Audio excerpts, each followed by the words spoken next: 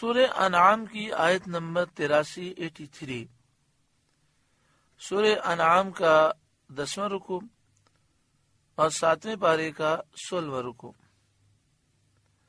وَتِلْكَ حُجَّتُنَا آتَيْنَاهَا إِبْرَاهِيمَ عَلَى قَوْمِهِ، اور یہ ہماری دلیل ہے کہ ہم نے ابراہیم کو اس کی قوم پر عطا فرمائی، یعنی ہم نے حضرت ابراہیم علیہ السلام کو ایسے دلائل دیے کہ آپ نے ان دلائل کے ذریعے قوم کو لاجواب کر دیا اور ان پر حق کو واضح کر دیا۔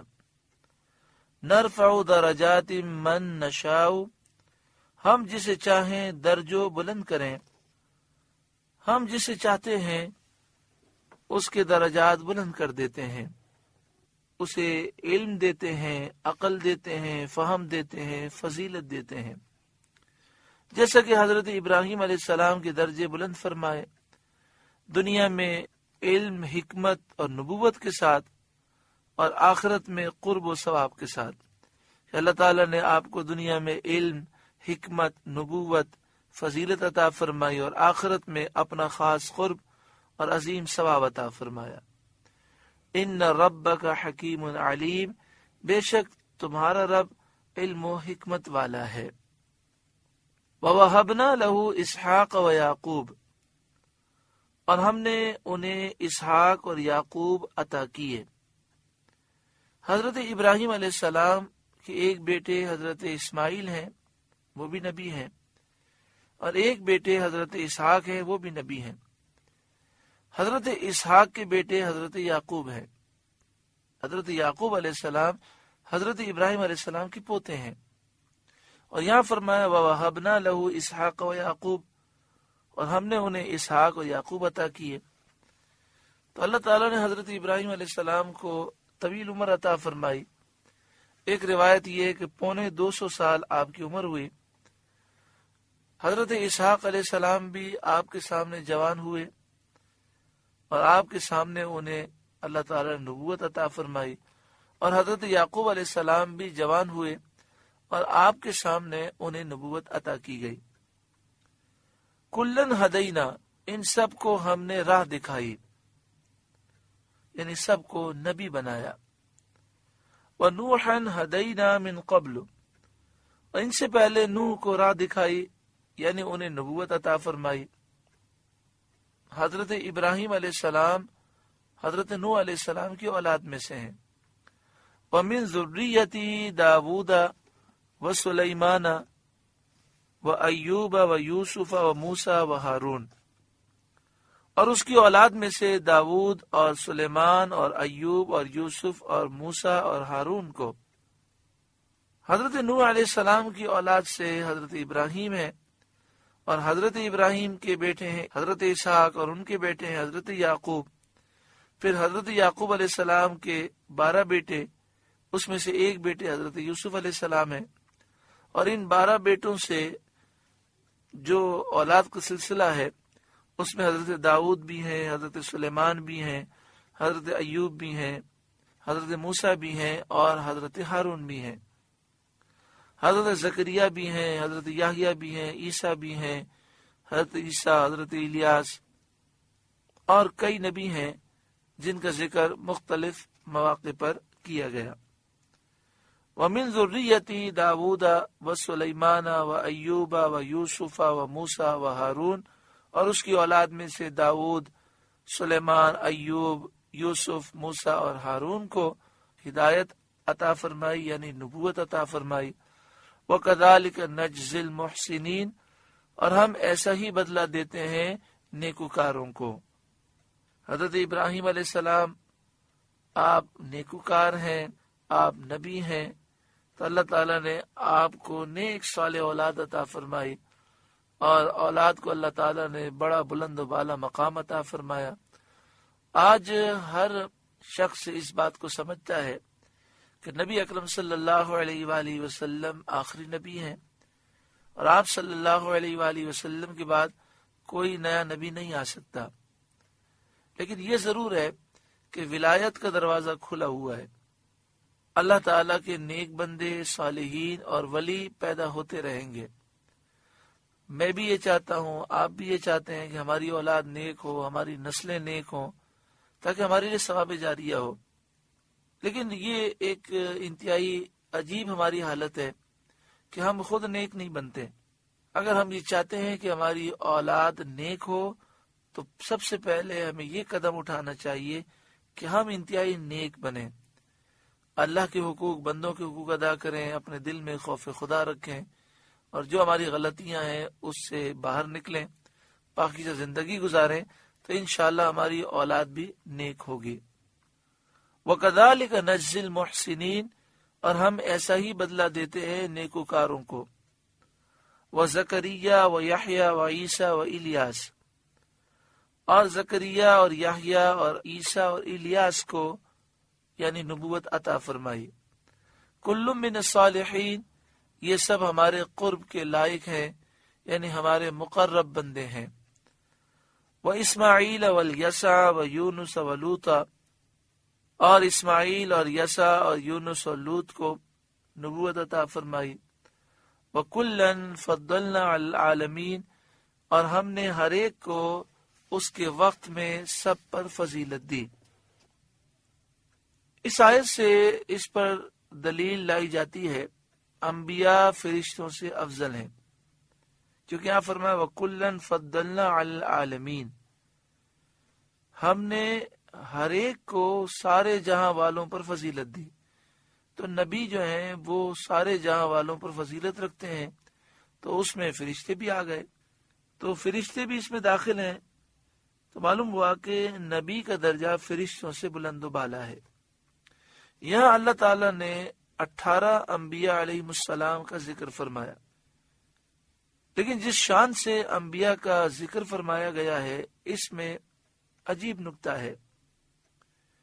اللہ تعالیٰ نے انبیاء کی ہر ایک جماعت کو ایک خاص طرح کی کرامت اور فضیلت کے ساتھ ممتاز فرمایا۔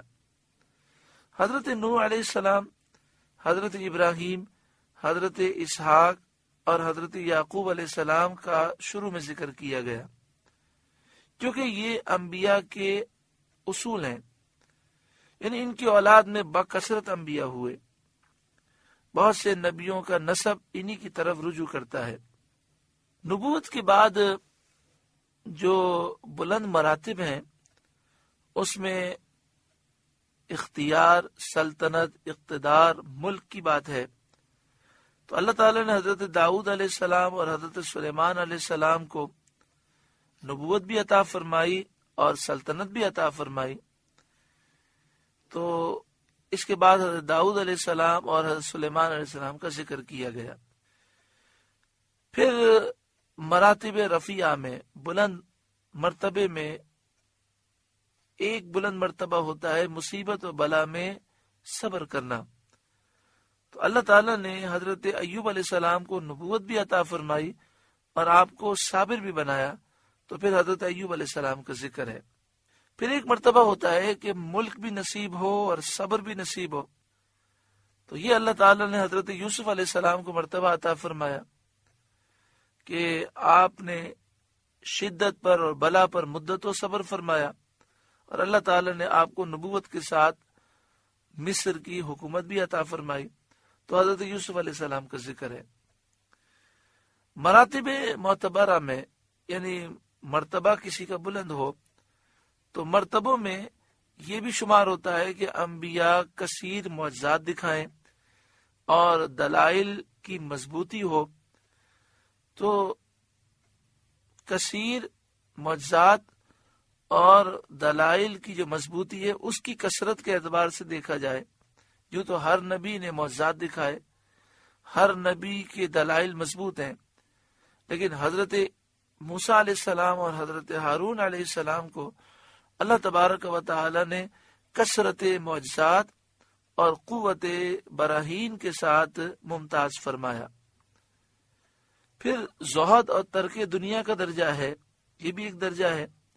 تو اللہ تعالیٰ نے حضرت زکریا، حضرت یحییٰ، حضرت عیسیٰ اور حضرت الیاس کا ذکر فرمایا کہ یہ وہ نبی ہیں جنہیں اللہ تعالیٰ نے خاص یہ وصف عطا فرمایا زہد کا اور دنیا کے ترک کرنے کا۔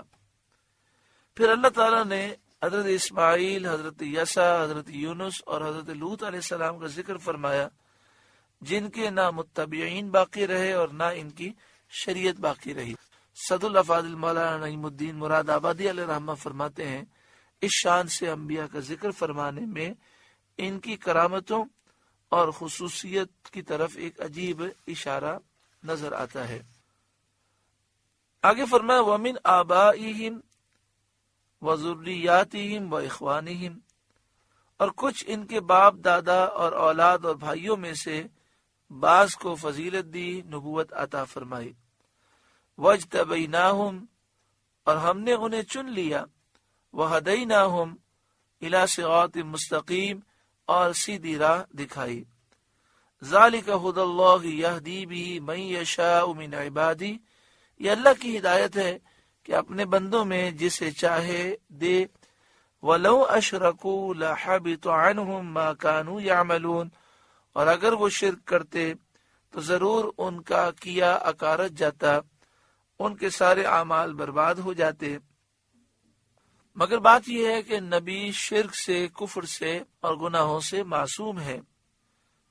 یہاں پر شرک کی مذمت کی گئی کہ اگر کوئی شخص شرک کرتا ہے، کفر کرتا ہے، گناہ کرتا ہے تو یہ چیزیں اسے برباد کر دیں گی۔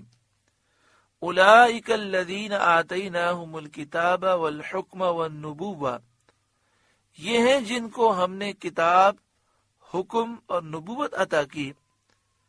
فَإِن یکفر بہا ہؤلاء، تو اگر یہ لوگ اس سے منکر ہوں، یعنی مکے کے کافر اگر اس سے منکر ہوں اور ایمان نہ لائیں، فَقَدْ وَكَّلْنَا بِهَا قَوْمًا لَيْسُوا بِهَا بِكَافِرِينَ، تو ہم نے اس کے لیے ایک ایسی قوم لگا رکھی ہے جو انکار کرنے والی نہیں ہے۔ یعنی اگر اہل مکہ ایمان نہیں لاتے تو ہم نے ایسی قوم مقرر کی ہے جو ایمان لانے والی ہے۔ اس قوم سے مراد انصار ہیں یا مہاجرین ہیں یا تمام صحابہ ہیں یا حضور پر ایمان لانے والے سب لوگ ہیں۔ مفسرین نے مختلف اقوال بیان کیے۔ بعض نے فرمایا کہ یہاں جو فرمایا گیا کہ اہل مکہ ایمان نہیں لائیں گے اگر، تو اللہ تعالیٰ دوسرے لوگوں کو ایمان کی توفیق دے گا اور ایسی قوم مقرر کی ہے جو ایمان لانے والی ہے، انکار نہیں کرے گی۔ تو بعد نے کہا اس سے مراد انصار ہیں، مدینہ شریف کے رہنے والے، یا وہ مہاجرین ہیں جو مکہ شریف سے جنہوں نے ہجرت کی۔ بعد نے کہا کہ تمام صحابہ مراد ہیں، اور ایک قول یہ ہے کہ یہاں ایمان لانے والی قوم سے مراد وہ ہیں جو قیامت تک نبی اکرم صلی اللہ علیہ وآلہ وسلم پر ایمان لائیں گے۔ اس آیت میں دلالت ہے، اس آیت میں یہ رہنمائی کی گئی ہے کہ اللہ تعالیٰ اپنے نبی صلی اللہ علیہ وآلہ وسلم کی مدد فرمائے گا اور آپ کے دین کو قوت دے گا، اور آپ کا دین تمام دینوں پر اللہ تعالیٰ غالب کرے گا۔ چنانچہ ایسا ہی ہوا اور یہ غیبی خبر واقع ہو گئی۔ اولئک الذین ھدی اللہ، یہ ہیں جن کو اللہ نے ہدایت کی، یہ انبیاء ہیں جن پر اللہ نے فضل کیا۔ فبہداہ مقتدی، تو اے محبوب آپ انہی کی راہ چلیں۔ علماء دین نے اس آیت سے یہ مسئلہ ثابت کیا ہے کہ سید عالم صلی اللہ علیہ وآلہ وسلم تمام انبیاء سے افضل ہیں، کیونکہ یہاں پر آپ کو تمام نبیوں کی اقتداء کا حکم دیا گیا۔ تو اللہ تعالیٰ نے نبیوں کو جو مختلف کمالات اور اوصاف عطا کیے، کسی کو زہد اور ترک دنیا کا، کسی کو صبر کا، کسی کو اختیار اور سلطنت کا، مختلف جو اوصاف عطا فرمائے، نبی اکرم صلی اللہ علیہ وآلہ وسلم کے لیے سب کو جمع فرما دیا اور آپ کو حکم دیا فَبِهُدَاهُ مُقْتَدِي۔ تو جب آپ تمام انبیاء کے اوصاف کمالیہ کے جامع ہیں تو بے شک آپ سب سے افضل ہیں۔ قُلْ لَا أَسْأَلُكُمْ عَلَيْهِ أَجْرًا، آپ فرمائیے میں قرآن پر تم سے اجرت نہیں مانگتا۔ یعنی میرا جو تبلیغ دین کرنے کا مقصد ہے وہ اللہ کی رضا ہے، میں اس پر تم سے کوئی مزدوری نہیں مانگتا۔ زبان کا اثر اسی وقت ہوتا ہے جب بندے میں اخلاص ہو۔ نبی اکرم صلی اللہ علیہ وآلہ وسلم کے صدقے میں دعا فرمائے اللہ تعالی ہمیں اخلاص عطا فرمائے۔ اگر اخلاص نہ ہو تو پھر نہ زبان کا اثر ہوتا ہے، اور اگر بالفرض بظاہر اثر بھی ہو جائے، اثر سے مراد یہ کہ کوئی بات مان بھی لے، تو ثواب سے انسان محروم ہوتا ہے۔ حضرت امام غزالی علیہ رحمہ نے یہ واقعہ لکھا، ایک شخص تھا، عابد تھا، نیک صالح تھا، تو اسے دکھ یہ تھا کہ لوگ ایک درخت کی پوجا کر رہے ہیں۔ اس نے کہا کہ میں اس درخت کو کاٹ دوں گا تاکہ لوگ اس کی پوجا نہ کریں۔ وہ عابد نکلا، راستے میں شیطان انسانی شکل میں آ گیا۔ اس نے کہا کہ میں تجھے نہیں جانے دوں گا اور یہ درخت نہیں کاٹنے دوں گا۔ تو دونوں کا مقابلہ ہوا، یہ عابد اس پر غالب آ گیا اور شیطان کو اس نے پچھاڑ دیا، اس کے سینے پر بیٹھ گیا۔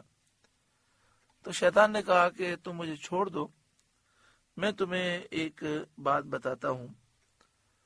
اور پھر اس نے یہ کہا کہ اگر تم اس درخت کو کاٹ دو گے تو لوگ دوسرے درخت کی پوجا کرنا شروع کر دیں گے، تم میری بات مان لو، درخت کو نہ کاٹو، میں تمہیں 2 دینار دے دوں گا، تمہارے تکیے کے نیچے روز صبح موجود ہوں گے، تم اس میں سے خرچ کرنا، نیکی کے کام میں خرچ کرنا۔ عابد کے ذہن میں یہ بات آ گئی، اس نے کہا بات تو صحیح ہے، میں ایک درخت کو کاٹ دوں گا، لوگ دوسرے درخت کی پوجا شروع کر دیں گے، چلو 2 درہم مل جائیں گے، 2 دینار مل جائیں گے، تو اس سے میں کچھ دین کا کام کر لوں گا، کچھ نیک کاموں میں خرچ کر دوں گا۔ اب ایک صبح تو اسے ملے، دوسری صبح جب اس نے تکیے کے نیچے دیکھے تو اسے نہیں ملے، تو وہ سمجھ گیا کہ شیطان نے مجھ سے جھوٹ کہا۔ تو یہ پھر نکلا اور اس نے کہا اب میں اس درخت کو ضرور کاٹ دوں گا۔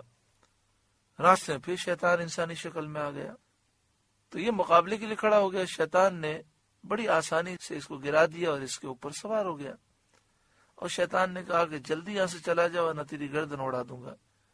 تو اس عابد نے کہا کہ یہ بتاؤ کہ پہلے تو میں تجھ پر غالب تھا، اب تو مجھ پر غالب کیسے آ گیا؟ اس نے کہا بات یہ ہے کہ پہلے تو اللہ کی رضا کے لیے درخت کو کاٹنے کے لیے چلا تھا، اب تو اس لیے چلا ہے کہ تجھے 2 دینار نہیں ملے۔ تو جب ایسی چیزیں دل میں آ جاتی ہیں تو پھر انسان برکتوں سے محروم ہو جاتا ہے، اور پھر ثواب سے محروم ہو جاتا ہے، پھر اثرات سے محروم ہو جاتا ہے، پھر زبان کا اثر بھی نہیں رہتا۔ دعا فرمائے اللہ تعالی ہمیں اخلاص عطا فرمائے اور ہمیں دین کی دعوت محض اللہ کی رضا کے لیے دینے کی توفیق عطا فرمائے۔ قل لا اسألکم علیہ اجرا، آپ فرمائیے میں قرآن پر تم سے کوئی اجرت نہیں مانگتا۔ ان ہوا الا ذکری للعالمین، وہ تو نہیں مگر نصیحت سارے جہاں کو، یعنی یہ قرآن تو سارے جہاں والوں کے لیے نصیحت ہے۔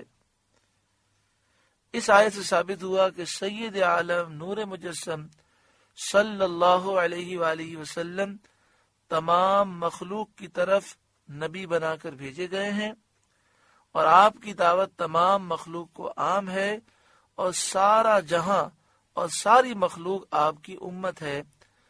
اللہ رب العالمین کا ہم شکر ادا کرتے ہیں کہ اللہ نے ہمیں محبوب کریم صلی اللہ علیہ وآلہ وسلم کا امتی بنایا، ان کی محبت عطا فرمائی، ان کا ذکر اور ان کی شان سن کر ہم خوش ہوتے ہیں۔